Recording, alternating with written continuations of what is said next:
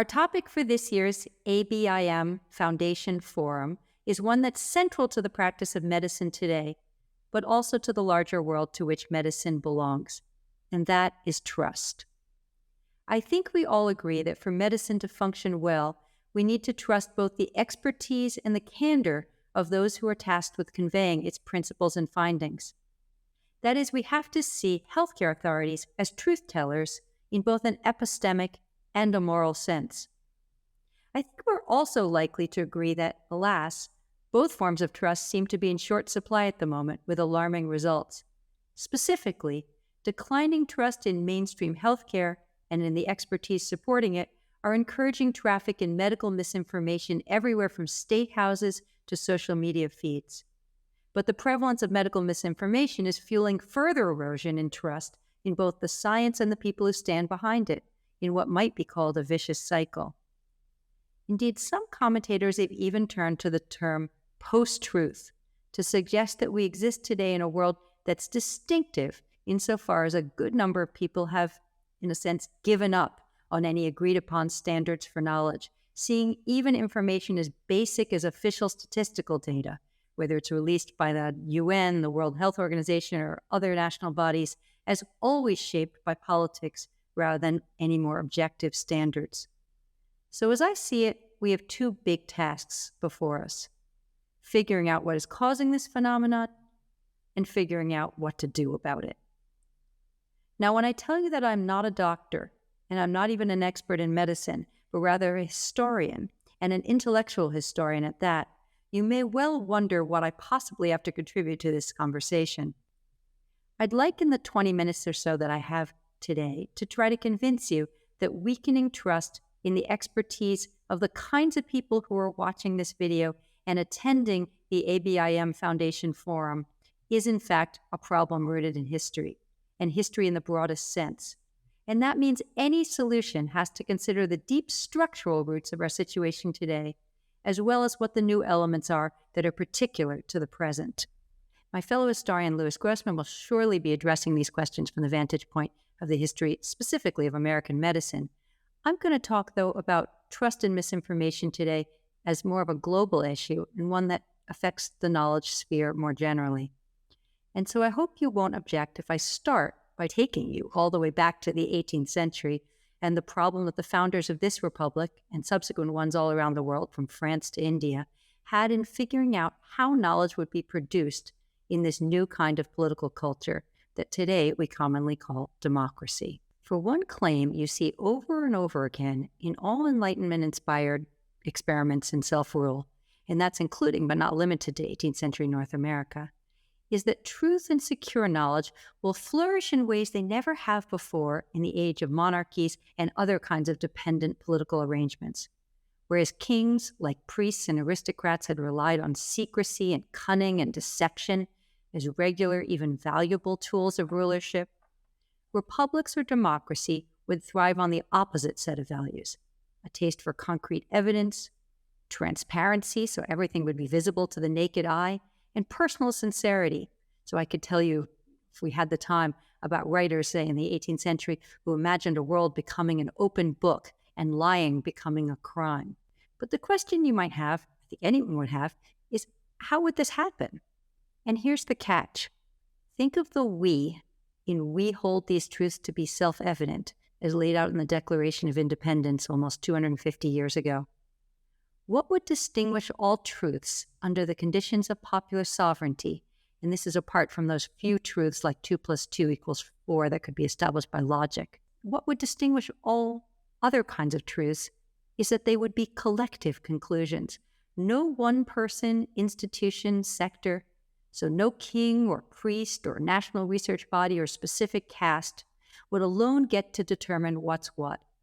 No one method for getting to truth would reign supreme either. And finally, no one set of truths, and here again I mean primarily moral and factual truths, not logical ones, would ever be definitive or treated as dogma either. Instead, something like what scholars today call public knowledge would be worked out, ideally, through a kind of permanent open-ended back and forth between different kinds of people. A small number would play specialized leadership roles, inside or outside of government, as a result of their specialized knowledge and credentials, making them ideally exceptionally trustworthy. And of course, we know that these were people who were also traditionally privileged in terms of race, religion, gender, and income. We call them now, using a 19th century term, experts. A larger number, though never everyone, would operate with whatever wisdom they had as citizens. And together, with the help of various media, they would, and again ideally, come to some kind of basic consensus about what causes what, what's broadly desirable, what's dangerous, and how to categorize what's already happened. At least that's how everyone from Thomas Jefferson in the 18th century to the great democratic theorist John Rawls in the late 20th century imagined it. Scientific knowledge on the one hand and common sense on the other, and they both use these terms 200 years apart, would inform each other. And all that would govern this loose back and forth were a few basic principles. One was free speech, which is the only one to be enshrined in law.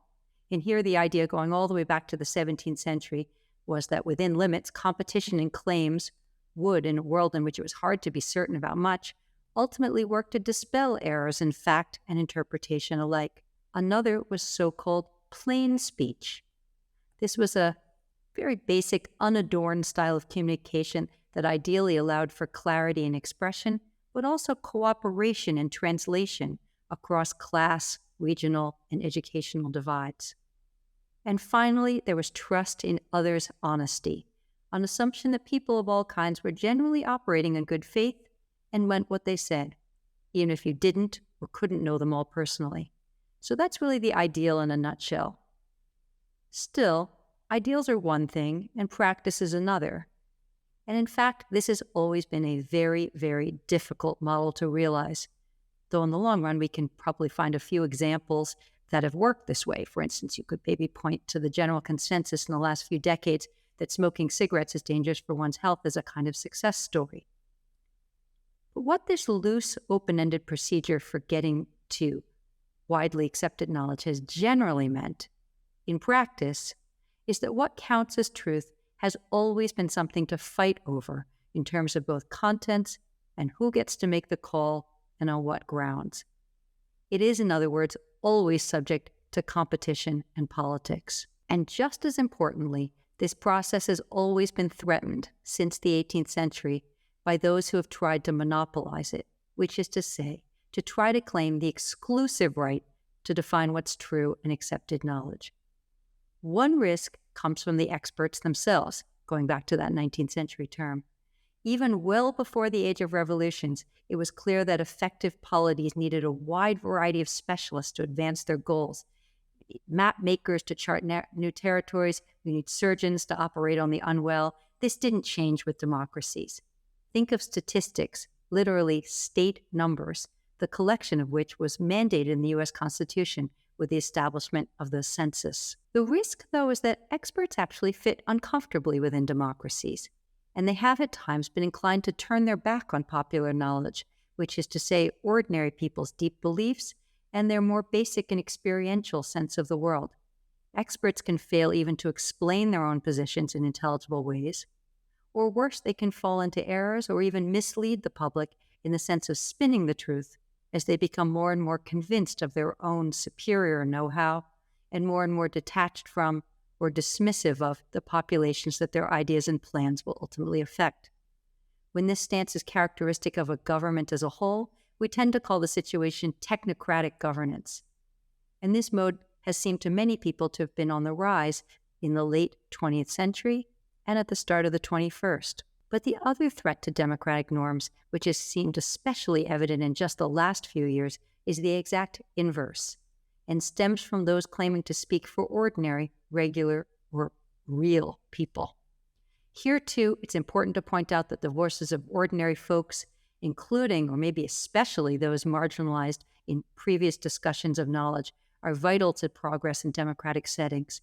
Think, for example, of the civil rights movement, where, as the saying goes, the speaking of truth to power. But just as experts sometimes try to go it alone rather than collaborate, so sometimes to spokespeople for the real or the true people, rejecting in some cases all institutions associated with establishment knowledge claims, from academia to mainstream media to government bureaucracies and oversight bodies, now even to much of industry, as well as their elite personnel, and sometimes also outlying minoritarian voices of any kind.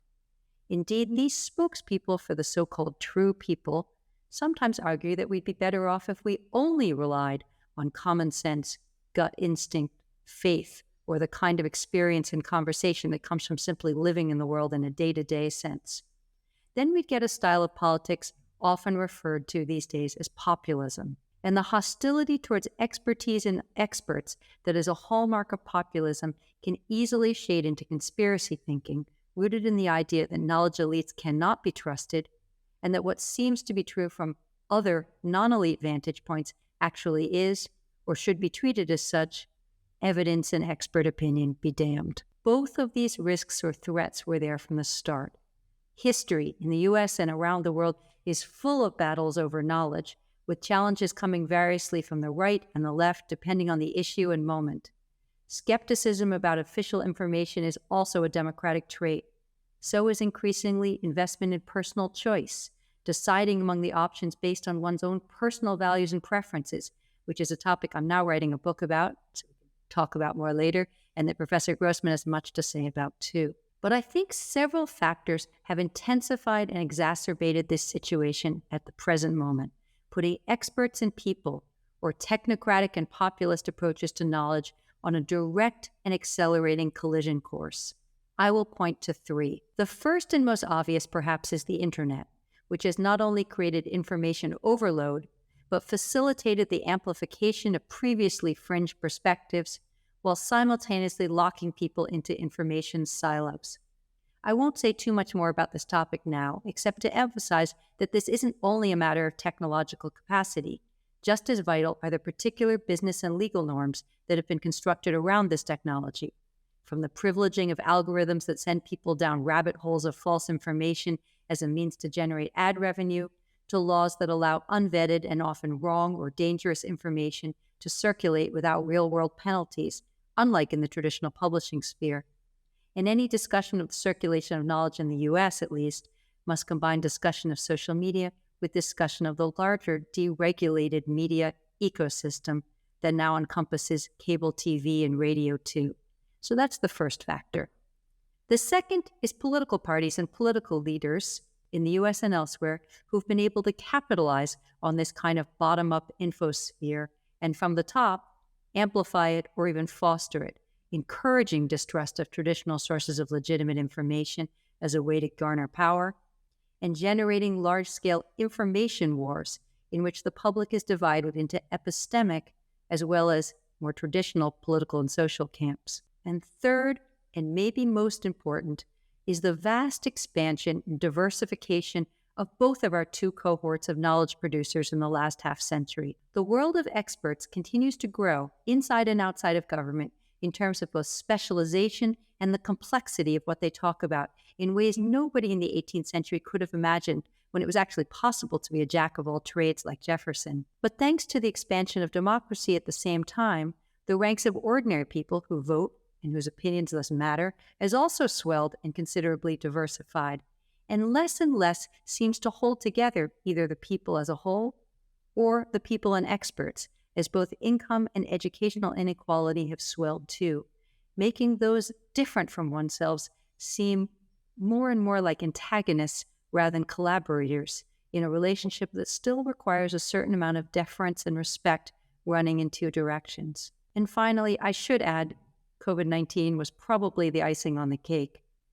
In a moment when many of us felt not just anxious, but also isolated, bored, and powerless all at once, it was easy for political and media figures and even some renegade public health voices to exploit those feelings. And it was easier than ever for the rest of us to go from distrust, including of scientists and medical authorities and their evolving claims, to new convictions about nefarious conspiracies among elites and faith in misinformation of all sorts. So what can be done?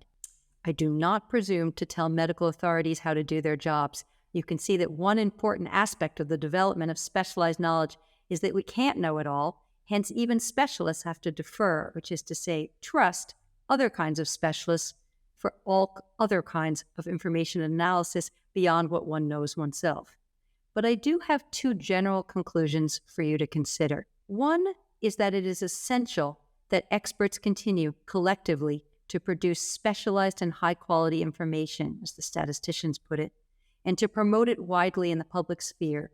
Yes, even if it will not reach many people in that form and will sometimes backfire when it gets in the wrong hands. That is fundamental to intellectual progress and indeed to democracy. But the other is to tread lightly and find ways to work towards this collaborative ideal, listening to non-expert concerns and issues without an emphasis on rank or credentials, whether as a professional body like this one or as an individual, explaining the uncertainty and an evolving nature of one's own knowledge, or really knowledge in general, in plain language, welcoming questions and examples drawn from lived experience, even when data points in generally different directions, and trying to depoliticize conversations along the lines of discussions of eyeglasses or aspirin more than masks and vaccines. In short, I'm talking about imagining epistemic partnerships framed around mutual respect rather than winner-take-all teams. I'm not at all sure that such approaches will work in our current political culture. Our inegalitarian, pluralist, and angry mood at the moment works against this possibility. It may well take considerably larger political changes that foster a more collective sense of responsibility to each other, including economically and educationally, than exists right now, at least in the US. It may also take thinking differently in the 21st century about the free market and ideas, especially when it comes to tsunamis of misinformation against which we currently have few legal tools. But building epistemic and moral trust in two directions should at least remain our aspiration, for the sake of both public health and our democracy. Thank you.